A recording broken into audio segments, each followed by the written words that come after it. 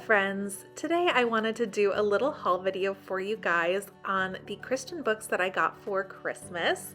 I was very fortunate in that my husband and my in-laws both got me some really amazing Christian books that have been on my wish list for a while, and I just wanted to share them with you guys so that you can see if you want to check them out. So first up is this tiny little book. It is 31 Days of Prayer for My Husband. And my husband got me this, which was kind of funny, but it was actually on my wish list, so it wasn't like he was trying to drop me a hint or anything.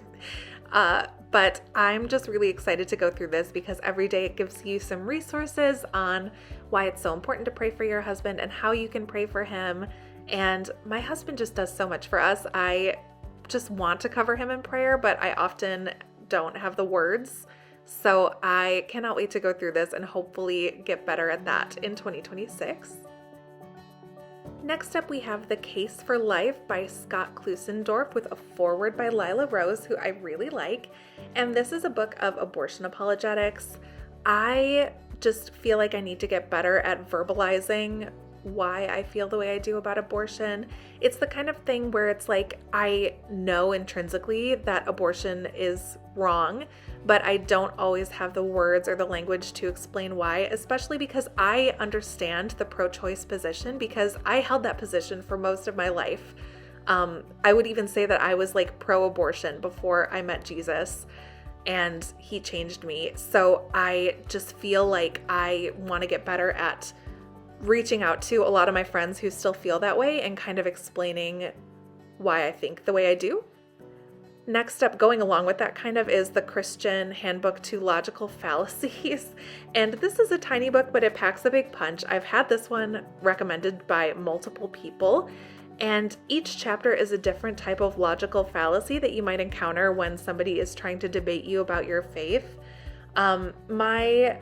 I have a lot of people in my life who are pretty hostile to Christianity, and trying to talk to them about it doesn't always go that well because I'm not like a good debater. I really hope that that book will help me kind of get better at identifying logical fallacies.